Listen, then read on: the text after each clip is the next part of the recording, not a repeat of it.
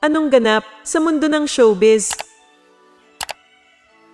Simula sa Lunes, January 4, ay hindi na di umano mapapanood si Jessica Soho sa State of the Nation sa GMA News TV. Papalitan siya nina Atom Araulio at Maki Pulido. Taong 2020 daw noong nagpahiwatig ang multi-awarded broadcast journalist na bibitawan niya ang nasabing evening newscast. Pero patuloy pa ring matutunghayan ang kanyang kapuso mo Jessica Soho sa GMA. Hindi kaya ang pagbibitiw ni Jessica ay para bigyan ng kaukulang atensyon ng kanyang kalusugan na bugbog sa stress bunga ng trabaho. Lagare kung ganun si Atom na nag-newscast din sa 24 oras. Samantalang may regular ding programang kinabibilangan si Maki sa GMA. Ano sa palagay mo, dapat na ba talagang tumigil si Jessica sa kanyang programa? Paano na si Ed Caluwag? Anong ganap sa mundo ng showbiz? Agad na naglabas ng opisyal na pahayag ang pamunuan ng kapuso mo Jessica Soho upang linawin ang kumakalat na issue tungkol sa isang layout sa background ng episode na Bahay Mo Boto ng naturang award-winning news magazine show, kung saan makikitang tila na apakan ng host nitong si Jessica Soho ang mukha ni presumptive President Ferdinand Bongbong Marcos Jr. Ang Bahay Mo Boto episode ay tungkol sa magkapitbahay na magkaiba ang sinusuportahang kandidato. Ang unang bahay ay Makaleni Kiko at ang pangalawa naman ay panig sa Uniteam. Ngayong tapos na ang halalan ay muli silang kinumusta ng KMJS team. Napansin ng mga netizen na tila nasa mukha ni BBM mismo ang kanang paa ni Jessica Soho. Agad namang naglabas ng opisyal na pahayag ang KMJS tungkol dito. Nakarating sa aming kaalaman ang puna sa pagkaka-layout ng spiel sa isang segment ng Kapuso Mo Jessica Soho na umere nitong nakaraang linggo.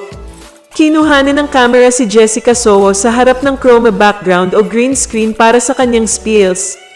Wala po siyang kinalaman kung paano ni-layout ang graphics at imahe niya sa pag-edit. Humihingi po kami ng paumanhin sa insidenteng ito. Ni-review namin ang aming proseso upang maiwasan ang ganitong mga pangyayari. Naka-upload na rin ang nirebisang layout ng spiels. Makakaasa kayong mananatiling tapat ang KMJS sa paghahatid ng makabuluhan at patas na mga kwento.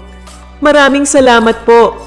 Matatandaang sa kasagsagan ng isinagawang panayam ng GMA News and Public Affairs sa presidential candidates, hindi nagpaunlak si BBM dahil biased umano ang award-winning journalist. Anong masasabi mo sa balitang ito? Anong ganap sa mundo ng showbiz? Sa isang online show, idinenay ng veteran broadcast journalist na si Corina Sanchez na niretrench siya ng DOS.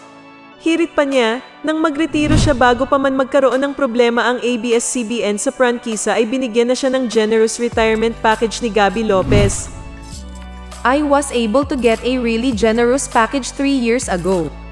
So hindi na nila ako pwedeng i-retrench kasi nakapag-retire na ako 3 years ago. Iyan ang sabi niya.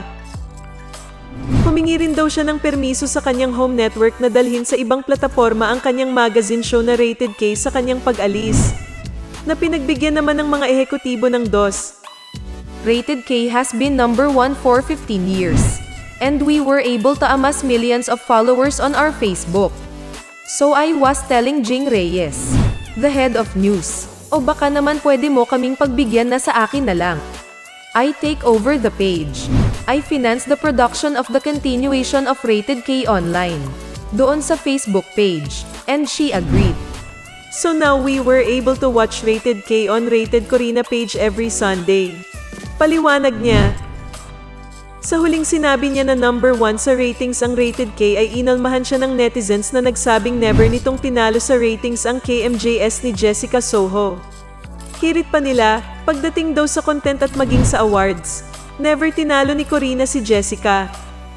Ano sa palagay nyo? Hindi nga ba uubra si Corina kay Jessica? Kung hindi ka pa nakasubscribe, i-click mo na ang subscribe button at huwag kalimutan mag-like and comment. Anong ganap sa mundo ng showbiz? Ipinagtanggol ni presidential aspirant Senator Panfilo Ping Lacson si Jessica Soho laban sa akusasyong bias ito. Reaksyon ito ni Lacson sa kampo ni Ferdinand Marcos Jr. na nagsabing bias si Soho, kaya tumanggi na pa-interview sa presidential interviews nito. Aniya, Jessica Soho bias? I don't think so. Like any journalist, trabaho niya yon, sabi ni Lacson sa Twitter post. Maging siya raw ay hindi nakaligtas sa mahihirap na katanungan. I was asked very hostile questions like my role during martial law. Why I evaded arrest in 2010. My co-authorship and sponsorship of the anti-terror law. Human rights issues and other hard questions. Gayunpaman, sinabi niyang hindi naman lahat ng katanungan ay tungkol sa intriga. Questions on platforms and programs of government dominated the hour-long interview. Personal issues were just a sidelight. Saad pa ni Lacson. Ipinalabas ang The Jessica Soho presidential interviews nitong Sabado ng gabi. Bukod kay Lacson, sumalang din sa The Jessica Soho presidential interviews sina Senator Manny Pacquiao, Vice President Leni Robredo at Manila Mayor Isko Moreno. Anong masasabi mo sa balitang ito?